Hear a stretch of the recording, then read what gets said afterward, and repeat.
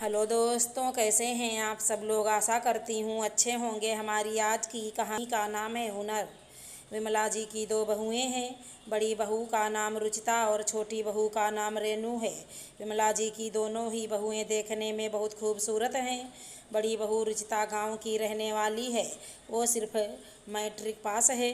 वहीं छोटी बहू रेनू शहर की रहने वाली है, वो ग्रेजुएट है। छोटी बहू रेनू एक अखबार में विज्ञापन देखकर अपनी सासू माँ के पास आई और बोली, मम्मी जी, हमारे बगल में जो बड़ा सा प्राइवेट स्कूल है ना, उसी स्कूल में टीचर की वैकेंसी निकली है। अगर आपकी इजाज़त हो तो मैं वहाँ इंटरव्यू देने जाऊँ। सासू माँ ने कहा, ये भी कोई पूछने वाली बात है। बहू, आखिर तुम्हारा इतनी पढ़ी लिखी होने का क्या फ़ायदा जो घर में सिर्फ खाना बनाओ। अगले दिन रेनू इंटरव्यू देने जाती है और लौटते वक्त मिठाई लेकर घर आती है, क्योंकि उसकी नौकरी पक्की हो जाती है। घर आते ही अपनी सासू माँ से कहती है, सासू माँ, मेरी नौकरी लग गई है। आज मैं बहुत खुश हूँ। घर में बैठे बैठे बहुत बोर हो रही थी। सासू माँ ने कहा, अरे बहू, ये तो बहुत खुशी की बात है। आज से मेरी बहू तो नौकरी वाली हो गई है। कम से कम घर के खर्चे में तो हाथ बटाओगी। बड़ी बहू को देखकर उसकी सास बोली, बड़ी बहू को देख लो, इतने साल हो गए नौकरी नहीं कर सकती है, तो घर में कम से कम सिलाई कढ़ाई का काम भी तो कर सकती है। तभी बड़ी बहू रुचिता आती है और वो अपनी देवरानी को बधाई देते हुए कहती है, ये तो बहुत खुशी की बात है रेनू, तुमने अपनी पढ़ाई का सही उपयोग किया। काश मैं भी तुम्हारे जैसा ग्रेजुएट होती तो मैं भी नौकरी करती। सास बोली, अरे बाहर जाकर नौकरी नहीं कर सकती हो तो घर में भी बहुत सारे काम करने वाले होते हैं। अगल बगल के कपड़ों की सिलाई कर ले, उससे भी अच्छी आमदनी हो जाती है। लेकिन नहीं, तुम्हें घर में बैठने से फुर्सत मिले तब ना कुछ करोगी। छोटी बहू रेनू बोली, हाँ भाभी, सासू माँ सही कह रही हैं। घर में भी तो आप कुछ काम कर सकती हो। आप चाहो तो आप अपना बुटीक खोल सकती हो। लोग सुनेंगे तो क्या कहेंगे। देखो, एक बहू तो नौकरी करती है और दूसरी बहू घर में सिर्फ खाना बनाती है और बैठकर आराम फरमाती है। बड़ी बहू रुचिता बोली, रेनू, तुम घर के कामों को इतना छोटा क्यों समझती हो। घर के काम से फुर्सत मिले तब तो कोई बाहर का काम करे, और मुझे लगता है कि घर के काम करने में कोई बुराई नहीं है। एक हाउस वाइफ है, तभी सब लोग अपना काम अच्छे से कर सकते हैं। रेनू ने कहा, भाभी, मैं बचपन से कभी हाउस वाइफ नहीं बनना चाहती थी। मेरा तो बचपन से एक सपना था कि मैं नौकरी करूंगी, और आज मुझे नौकरी भी मिल गई है। मैं तो बहुत खुश हूँ। घर के काम में तो मेरा बिल्कुल भी मन नहीं लगता है। सासू माँ ने कहा, छोटी बहू, लेकिन घर के काम तो करने ही पड़ेंगे। आज तो तुम एक साथ हो तो बड़ी बहू तुम्हारा काम कर देगी, लेकिन जब तुम अलग रहने लगोगी तो तुम्हें अपना काम तो खुद से ही करना पड़ेगा। रेनू बोली, देखिए मम्मी जी, या तो मैं नौकरी करूँगी या घर का काम करूँगी। एक साथ मैं दोनों काम नहीं कर सकती। भाभी जब कुछ नहीं करती हैं तो उन्हें घर का काम तो करना ही पड़ेगा। बड़ी बहू चुपचाप खड़े होकर अपनी देवरानी रेनू की बातें सुन रही थी। बड़ी बहू स्वभाव से सीधी थी, इसलिए उसने रेनू से कुछ नहीं बोला। अगले दिन सुबह रुचिता ने रेनू से कहा, रेनू, तुम्हें कितने बजे तक स्कूल जाना है ताकि मैं तुम्हारा नाश्ता जल्दी से बना सकूं। रेनू बोली, बस भाभी, 1 घंटे में निकलने वाली हूँ। फटाफट से भाभी मेरा नाश्ता और लंच दोनों तैयार कर दीजिए। रुचिता बोली, ठीक है रेनू, तुम फटाफट से तैयार हो जाओ, मैं तुम्हारे लिए जल्दी से नाश्ता और लंच पैक कर देती हूँ। सास बोली, अरे ये तो बहुत अच्छी बात है। दोनों देवरानी जेठानी मिलकर कितने बढ़िया से घर को संभाल रही हैं। ऐसे ही दोनों एक दूसरे से तालमेल मिलाकर जिंदगी की गाड़ी चलाते रहो। रुचिता ने कहा, मम्मी जी, रेनू को स्कूल जाना है तो मैंने सोचा जल्दी से उसका नाश्ता और लंच पैक कर दूं। सास बोली, बहू, ये सब तो ठीक है, लेकिन कब तक तुम अपनी देवरानी की सेवा करती रहोगी। तुम भी तो कुछ करने की सोचो।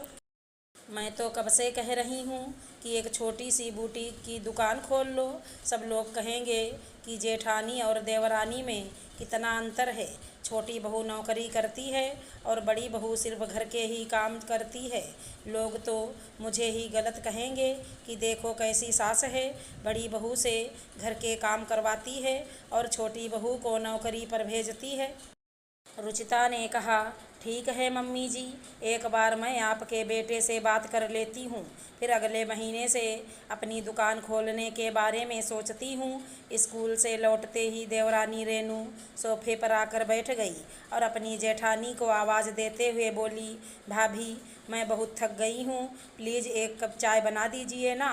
पहला दिन था इसलिए ज़्यादा थक गई हूँ। नौकरी का पहला दिन था, धीरे धीरे आदत हो जाएगी। रुचिता बोली, रेनू ये लो अपनी चाय, चाय पीकर थोड़ी देर आराम कर लो, फिर मैं तुम्हारे लिए गर्मा गर्म पकौड़े तलती हूँ। रेनू ने कहा, थैंक यू भाभी, भगवान करे ऐसी जेठानी सबको दे, आप ही के जैसे, बिल्कुल स्वीट। आज संडे का दिन था, सब लोग देर तक सोए हुए थे, लेकिन जेठानी सुबह उठकर घर में झाड़ू लगा रही थी। तभी उसका पति मयंक बोला, माना कि तुम अमीर नहीं हो और इतनी पढ़ी लिखी भी नहीं हो, लेकिन ये भी तो ज़रूरी नहीं है कि इंसान नौकरी ही करे। तुम क्या अपनी पूरी ज़िंदगी इसी तरह झाड़ू पोछा लगाने और घर के काम करने में बिता दोगी? अपना काम तो और भी अच्छा होता है, नौकरी से भी अच्छा। रुचिता ने कहा, सही कह रहे हैं जी आप। आपकी मम्मी जी भी कई दिनों से कह रही थीं, क्योंकि मुझे कढ़ाई सिलाई का हुनर तो है ही, मैं अपना बुटीक की दुकान क्यों नहीं खोल लेती हूँ। मैं आपसे पूछने ही वाली थी। मयंक ने कहा, इसमें पूछने की क्या बात है। अगले महीने सड़क के किनारे वाले कमरे की दीवार तोड़कर मैं शटर वाला गेट लगवा देता हूँ। उसी में तुम अपनी बुटीक की दुकान खोल लेना। देखो रुचिता, मैं कई दिनों से नोटिस कर रहा हूँ कि जब से रेनू ने नौकरी ज्वाइन की है, तब से माँ के रवैया तुम्हारे प्रति बदल गया है। तुम्हें इस तरह से इज्जत नहीं मिलती है जैसे कि रेनू को मिलती है। माँ को यह लगता है कि रेनू नौकरी करती है, इसलिए वो तुमसे ज़्यादा काबिल है, इसलिए तुम्हें कुछ ना कुछ तो करना ही होगा।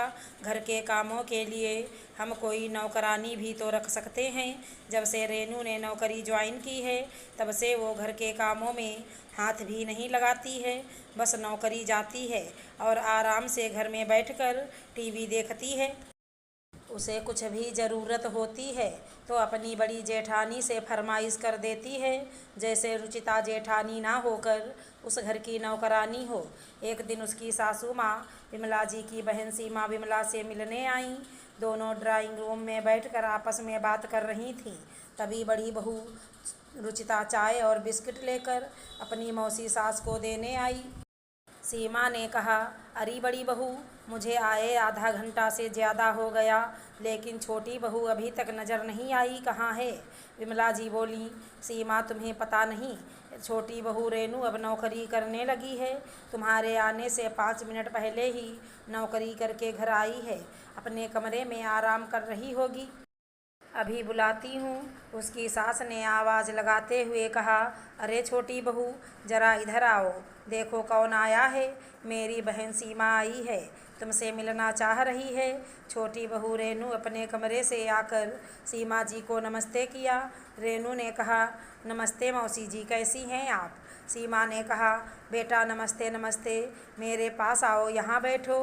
रेनू ने कहा, क्या बताऊँ मौसी जी, जब से मैंने नौकरी ज्वाइन की है बहुत थक जाती हूँ, इसलिए आकर अपने कमरे में आराम कर रही थी।